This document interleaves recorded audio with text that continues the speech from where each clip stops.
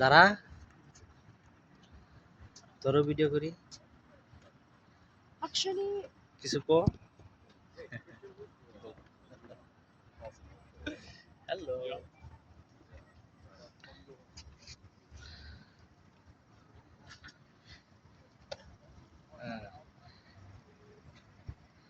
অনুভূতি কিরকম রে সঞ্জিত? তোর অনুভূতি কিরকম?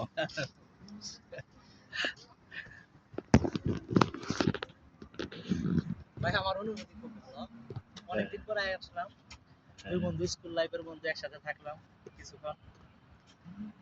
আবার কবে না কবে দেখা হয়, মরি কি বাঁচি তাও জানি না।